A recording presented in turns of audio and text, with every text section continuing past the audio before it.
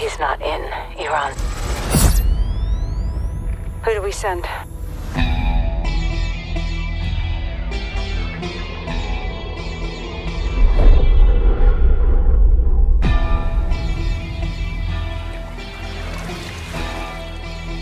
All right, lads, well, we're in position. Bravo team offloads here. Alpha team stays on board to land downrange. This is capture or kill. Ya son más de 10 años metiéndole y todavía sueno como nuevo. Balvin no tiene relevo, me sobra el dinero, el respeto y los huevos. Yo, cada movimiento que hago es luego otro nivel lo elevo. Tú sonaste, me pagaste y no lleva ni la mitad de lo Recipient! Watch the containers! How the hell did Iran get their hands on this? It's either Russia or us. Anywhere I roam.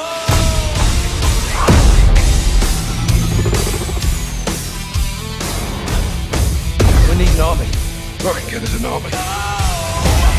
Free to speak my mind anywhere.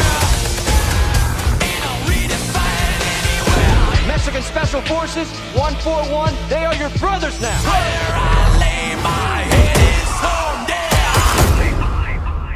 there. Weapons hard, vaqueros.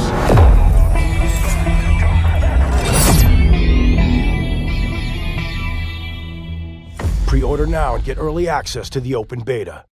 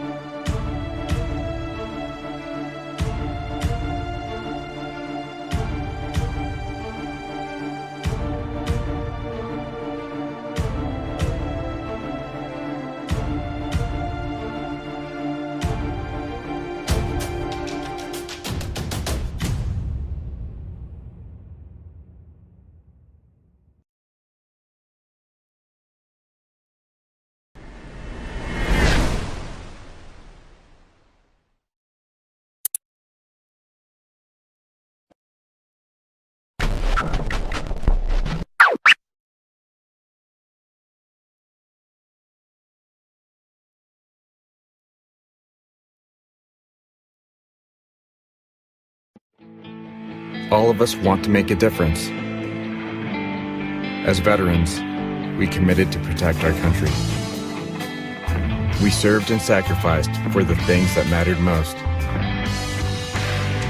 Those experiences shaped our lives, even if it isn't always obvious to those around us.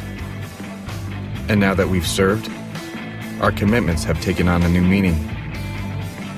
We're husbands, wives, parents, friends, and neighbors, but sometimes we still feel alone. We forget that our biggest challenge can be to ask for support when we need it.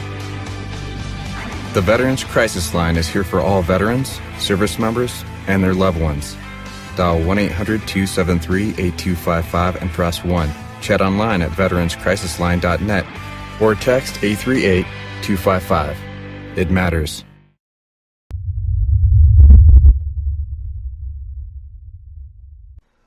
Hello and welcome again to Oscar Mike Radio. I'm your host. My name is Travis. Oscar Mike Radio is part of the Hubazoo Network. You can find out more on hubazoo.com.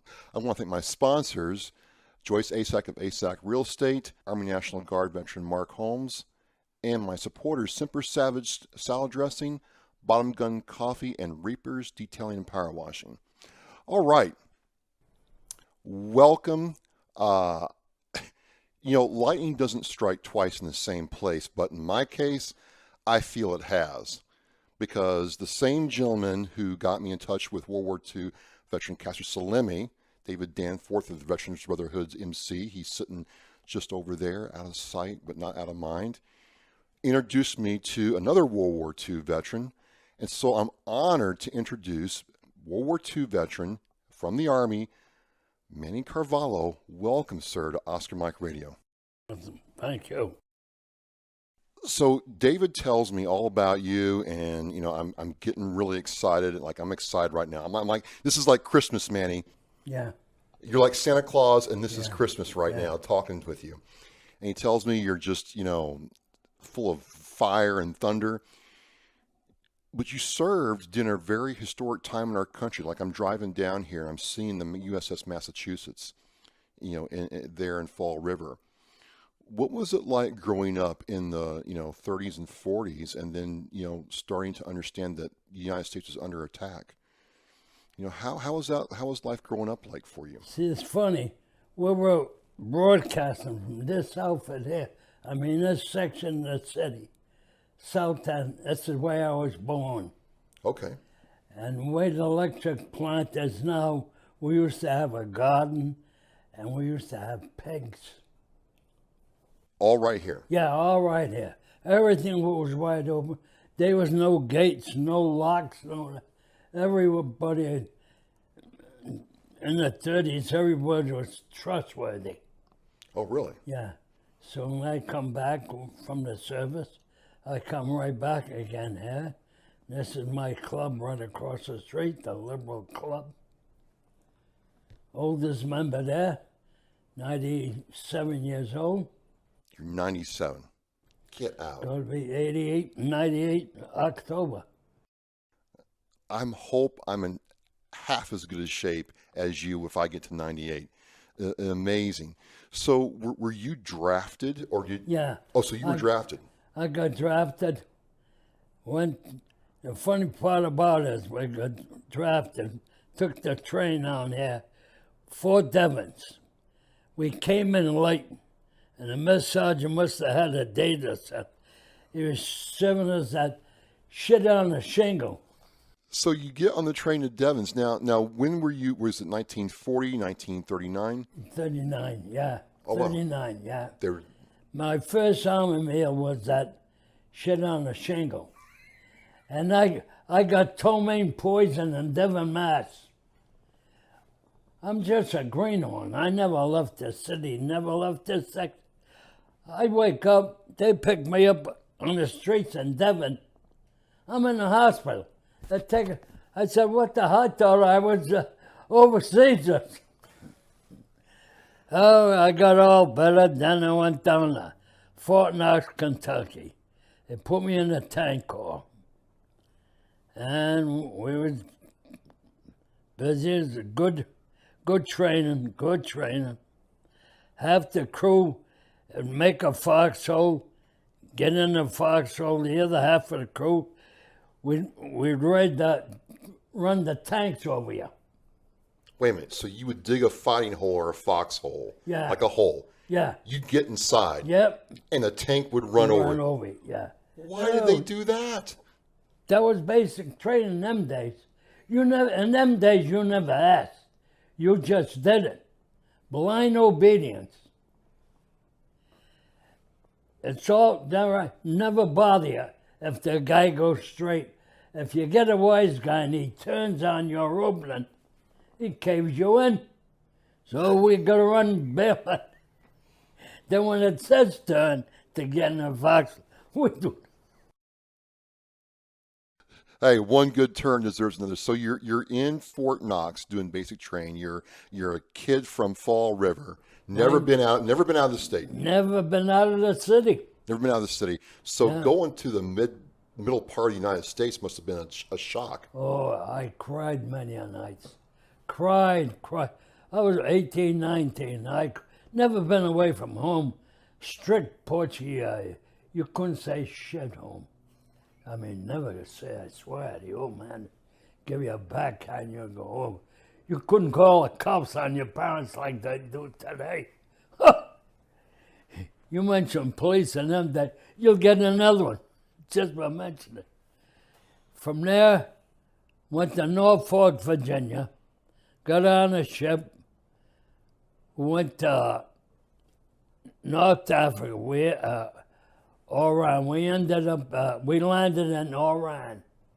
And the funny part about it, we had this guy from Abilene, Texas, Johnson. Okay. A filthy guy. Never wanted to wash up. Never heard that word in my life. Mother. You never heard it before. And that's all our guys said. And there was a lot of us from Mass and New Jersey. Didn't go for that shit. Said, Johnson, when we go overseas, you'll never see the land. You motherfucker. Before we left, we grabbed him, put him in the shower room, got a GI brush, scrubbed that. He come out like a lobster, red, nice and clean. Cut his hair, GI. Oh, So you're on a boat. You're going over. Now, what was going across the Atlantic like? You know, you're in this rough. Oh, it was like a toothpick. Whoa, rough. Were you seasick? We was 7 high bunks. There's 1,100 guys. Small ship, little Liberty ship. They used to pop them out like anything. If you remember, yeah. 7 high, and if the guys above you got sick, you was down the bottom of everything. Were you guys ever scared of U-boats? Yeah. Oh, every night. They were all around us. We're lucky we never got hit. So you go from Virginia to Iran? Really? Okay. And then from Iran to North Africa. And you were there because North Africa is where the Germans were trying to get a foothold, right? Yeah. Oran is in Africa. Okay. Yeah. That's right next to Algiers and Casablanca. Gotcha. Yeah. So we was chasing Rommel, but he was a smart guy. And the reason they got that invasion going, they waited until Rommel went on vacation. When he come back, he was pissed off at the Fuhrer. That son of a bitch, he knew they were fooling us. They was telling us they were going to come here. All of a sudden they went there. Rommel knew that. But he was on vacation up in the Swiss mountains someplace. Oh, was he pissed when he come back, the invasion. So you're in Africa, and that's desert area, right? Yeah. How did you were in a Sherman tank? Yeah. Now, were you a gunner or a driver or a commander? Driver. You were a driver? Yeah. So I served out in Yuma in the desert, and it was just murder on the machine. Oh. How did you keep the tanks going? Every night, every shot we got, open them up, or else we'd stop, get under the tanks for shade. Because they had to be hot. Oh, yeah. Oh, now they're beautiful. We seen them the other day. We went tank place down. Oh, all the tanks, beautiful. Oh, there about a month ago. Oh, nice. But in them days, it was we had a lot of times it's dangerous in there. A guy'd get a shell, load it in there, and go down for another one. If it ain't just right, that recoil comes. I see a kid get his head crushed right in the tank. Oh, wow. He was off time with the recoil of the 88s we had. Now, how was your Sherman tank versus the German tanks? Oh, we had good tanks. Their guns were bigger, better. They hit our tracks. We was all done. But Patton really, matched wits with Rommel. Oh, I mean, they were like this, right? Two smart son of a guns. They don't listen to Patton. Patton says, come on, we got him on a run, come on. Eisenhower and Montgomery. Montgomery's a big screw-off. Every job Eisenhower gave me, screwed it up. Oh, the first one he gave me, he almost lost the whole battalion. Salemi. Oh, yeah. Yeah, lost the whole thing. But Eisenhower liked them. Well, I think they were 2 queers. I don't know. But that's not to me. But So you're driving in this tank. Now, what's it like driving and you've got somebody else, half a mile away firing shells at you, and your commander's saying, hey, we got to go get them. What's that like? Scary. It's got to be. I'm just hoping the captain, which is on top of the rectanary, and the gunner can hit something so I can get through. And did the sand affect how the tank drove? Yeah. Now, what was that like? Oh, bumpy. So you're bumping along. How did the gunner get rounds? He does. He figures that in. That. Okay. Yeah.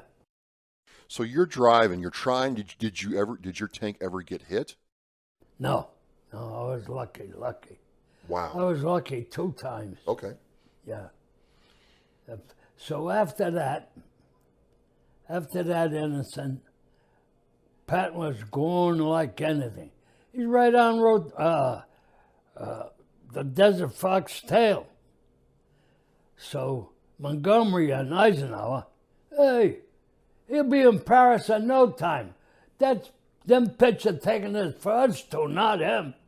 Well, what are we going to do? How are we going to stop this cuckoo? Don't give him no gas. Now, wait a minute, hold on. You don't learn this in the history books. You're saying that Patton was pushing from the south toward Paris. Had you all set, you guys are just a line of tanks, and Eisenhower and Montgomery said, well, we want to be first? Yeah, they wanted them, get all limelight. Patton didn't give a shit. Patton, a lot of times, the Rhine there, we was crossing. Cool as a bastard. Come on. All the troops on back of us that were walking. Hey, General, that's it. He takes off his shiny boots and rolls up. He crosses that goddamn cool as a bastard. Come on, you son of a bitches. If I can do it, you guy can do it. Everybody. Good man. Patton. Yeah, that's what I understand is you all really loved following him because he was right there with you all. Yeah, he was West Point, but not only West Point. We had a lot of West Pointers. The drawing board. Oh, this ain't in the drawing board. What do we do now? Hey, you got a load of guys in the back. You better hurry up and think. Jeez, we used to call them 20-day wonders. Guys come with a second lieutenant. Christ, dumb as a bastard. So if the tanks were hot in the summertime, how are they like when it got cold? They were all right, good, nice and warm. Oh, that's good. Yeah, because that motor, they didn't have it like they got today. That motor, all that exhausted mostly in the tank. Now they got air conditioning, for Christ's sake. They do? Yeah, I seen it the other day when we went. Air conditioning. I don't believe it. So because they had to be, my trucks got hot very hot. Like we couldn't even touch them with bare hands in summertime, right? We did too, especially through that Sahara Desert. It was hot as a bastard. But we got shade under the tank. And a lot of times you're better off sleeping there too. Now I want to ask you something. A friend of mine from Australia said that a lot of Australians were around the area where Patton and you all were. Did you ever run into any Australians? Yeah. Really? I run into them in North Africa, and I run into them in Burma. In Burma? Yeah. How were they? Good, but they didn't give much rations. They used to sucker up us there. I had an Australian nurse, Joyce. I spent 2 Christmas with her. I was the only enlisted men could go in there. They had a big Punjab warrior, an Indian guy, goddamn big guard duty. You sign the check, they call it a check, blackboard. Sergeant Manny Carvalho wants to see Joyce Joyce, what you go? He goes in, okay, oh, all right, go ahead. And she says, no, you better hit the road. He pulls that thing out. So you're pushing towards Paris. Eisenhower and Montgomery say, you know, we don't want them going that fast. We'll just take away their gas. Yeah, that's true. And you've got Germans around you. Yeah. So what do you all do? So they break up our unit. They're gonna send us to China, Burma, and India, and supply Chenault with gasoline, aviation gas. See? So, that's the best part. We asked for a ship. The British again, they screwed us through the war. Send a goddamn old fishing boat instead of troop ship. 10 lifeboats, 6 of them was working, 4 never worked, for 1,100 guys. It's all in black and white. This ain't not. You could read I had the Rona, the story on the Rona. I had the book. And everything. Yeah. Oh, this German is in Crete, next door. Crete, and then North Africa, right there. He's developing this new bomb. Next thing you know, planes are going, boom. One in the front, one in the back. Everybody, 20 lifeboats, they're all rusted, I was lucky. Life jackets, they had about 100 for 1,100 guys. I was one of the lucky ones that grabbed one. You see how high Big Mamie is? Yeah. I can't swim.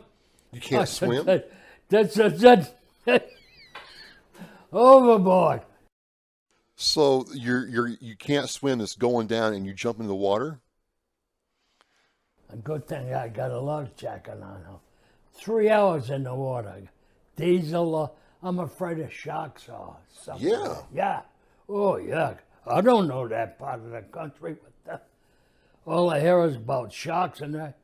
And the best part of it, a troop ship come by, American troop, seen us all bobbing in the water, kept going.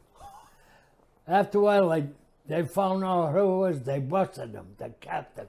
They did? Yeah, they busted. They should have done more than that, for Christ's sake. 3-4 hours in the water, oh, I cried. I figured a shark could have come any time and grab me. But another ship come by, picked us all up, we was happy. Oh. So you push toward Paris, they cut off your gas, they send you to Burma. Yeah. And in a boat that's not fit for, you wouldn't take it out there in the bay. Well, England made a lot of dough on that ship. It's supposed to be a troop trip. They sent an old fishing boat. It's in the book that I got it. It's in the book. It's all in there. So did you get to Burma eventually? Yeah, we went through the Suez Canal, ended up in Calcutta, then went to Bombay, then we went way at the end, Asan. Way at the tip, we had a gas tanks there, and they're big ones. So we'd fill up 20 55-gallon drums, put it on a truck. We go through Burma, up the Lido Road. Oh, the highest spot in the world. Himalaya Mountains. Oh, you went to the Himalaya Mountains? Yeah. Went over into Kunming, dropped that 20 tank, got on the C-47. They were like taxis. The guy started up the goddamn wings to go like that.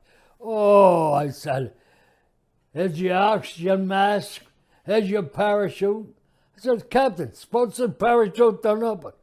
We'll give you $1 when you land. I'll be dead for God's sake. He had an answer for every problem. So you're in a C-47. Yeah, that's like the big, troop transport. Yeah. You know?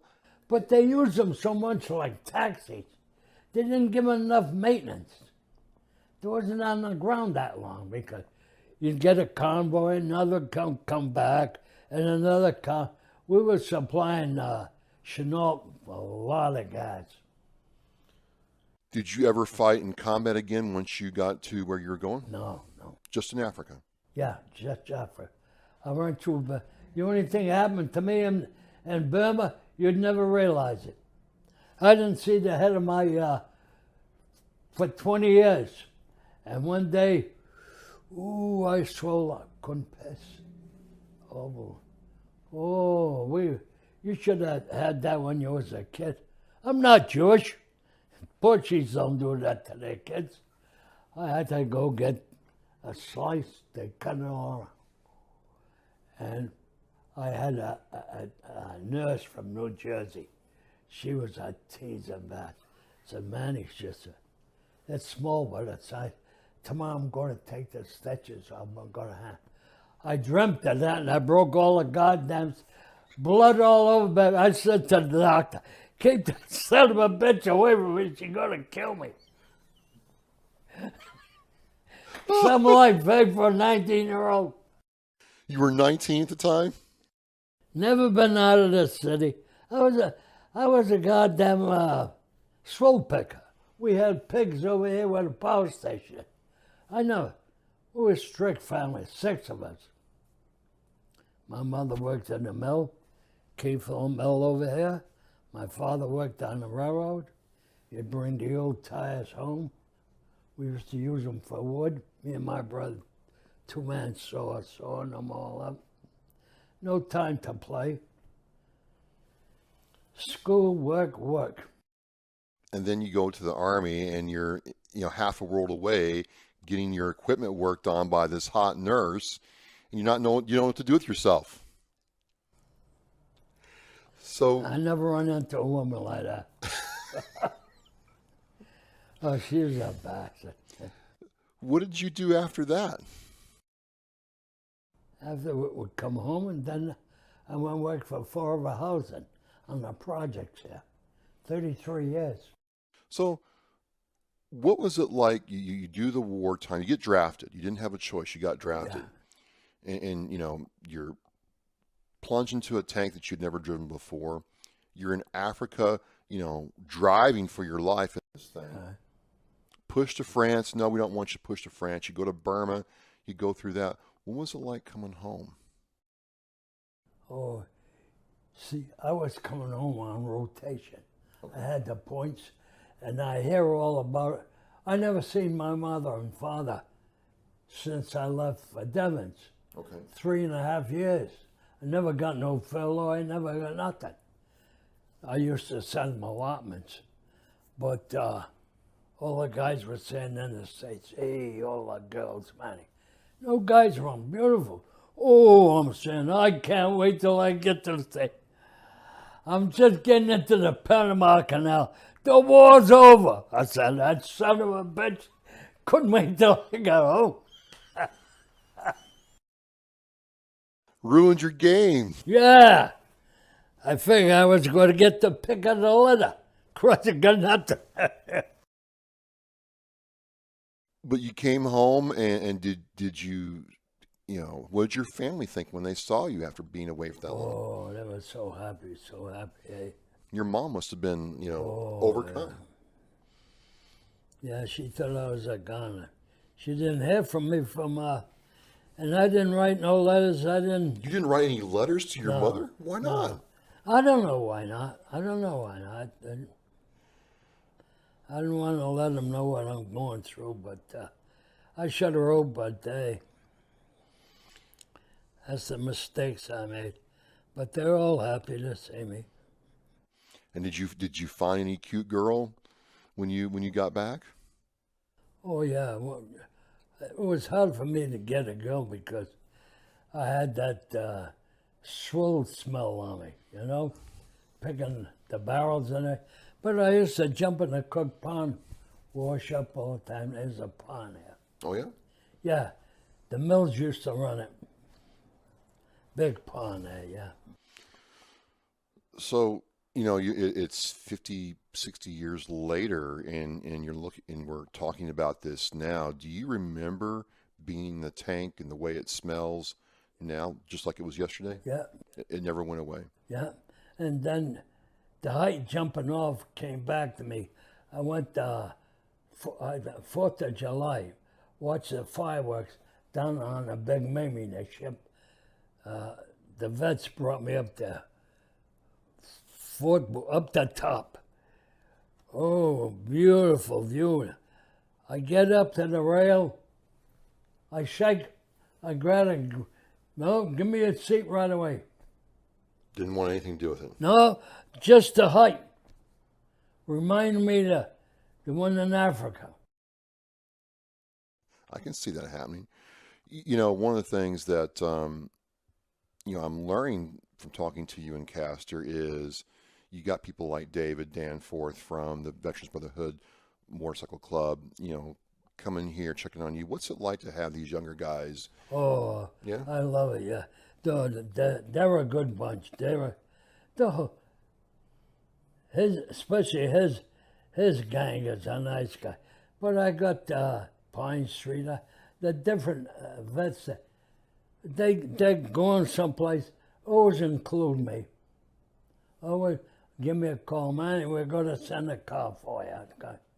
Nice people. Nice. So you've seen not only the country change, you've seen tanks changed. Oh, yeah. Did they show you the newer tanks when, you know, ever? Not the brand new ones, but we've seen a lot of new ones when we went to that museum. I never see a tank with air conditioning. I can't imagine that. Yeah. I'm still getting over the fact that they told you to dig a hole, sit in the hole, and we're going to run a tank over you. Yeah. You don't sit in the hole, you stand in the hole. You stay. Yeah. They used to do that in Fort Knox. Yeah, I don't know if they still do it. That's 90-something years ago.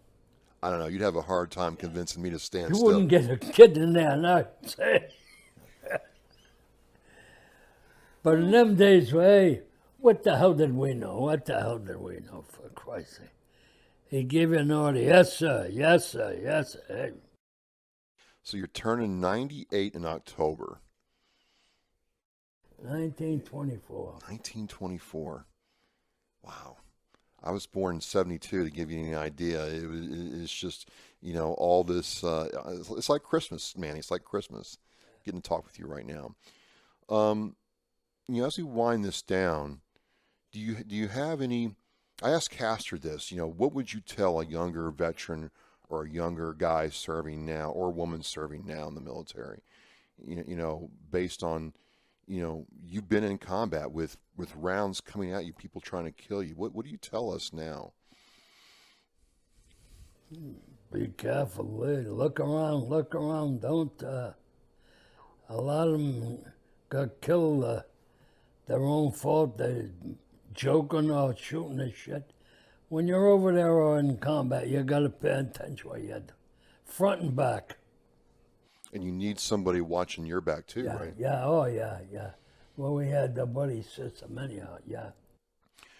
How tight did your tank crew become over all this time? We always were tight. Yeah? Yeah. You couldn't get that today. Really? Yeah, big change now. Everything's been going. Since Vietnam, everything went down the tube. Did you ever get to meet General Patton? Yeah. Oh, really? Yeah. Right at the Rhine. Yeah, big river there. Everybody said he was this. You give him a job, that's all he's interested in, getting the job done.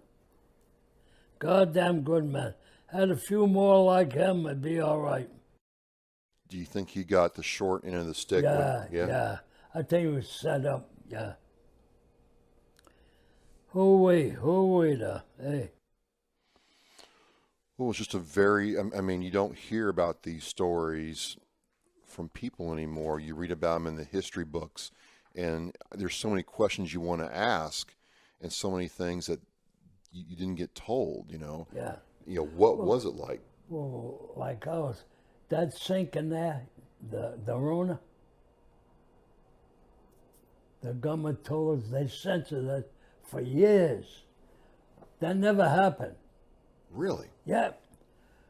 But somebody was smart. They got a Freedom Act. The Freedom Act come in and looked at, what are you talking about? I said, how many men right off the bat? 600 lost right away. First burst bomb, 600. And you're saying never happened? Oh, yeah. Like the guy sits in front of an electric fan. It all comes back to me now. Yeah, your government's a, hey, I don't sound like a communist, but your government will give you that screw. Oh, it never happened. That's the worst disaster in World War II. The Indianapolis? That Rona going down. No, wait a minute. What, I was always told the Indianapolis sinking was one that was bad. What about I'll edit this out. What about this ship? Rona. Rona?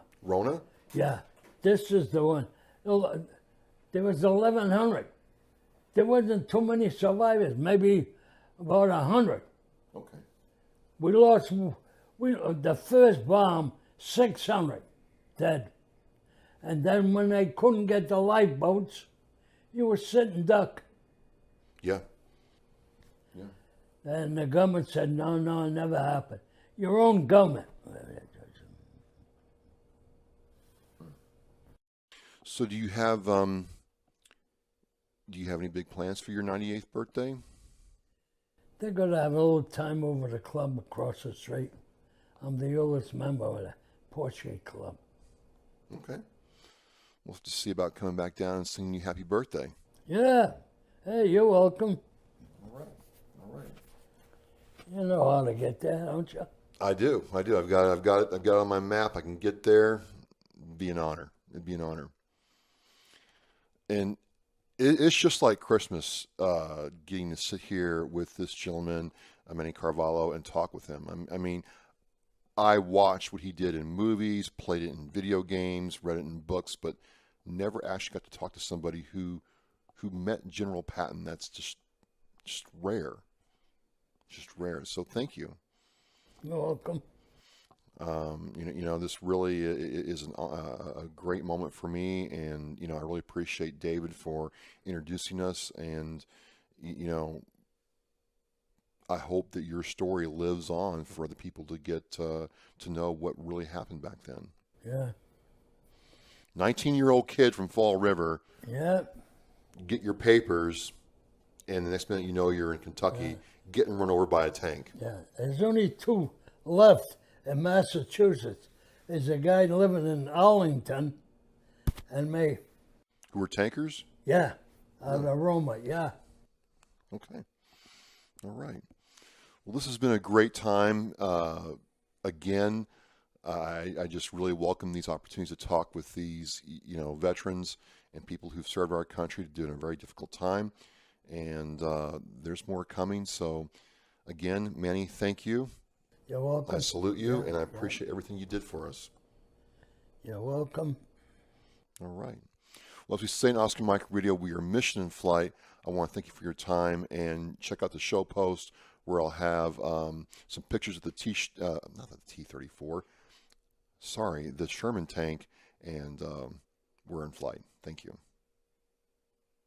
I want to thank you for joining me and watching Oscar Mike Radio. Now go to OscarMikeRadio.com and click Shop to check out all the cool merchandise from Authentically American. All proceeds go to veteran service organizations. We are Mission in Flight.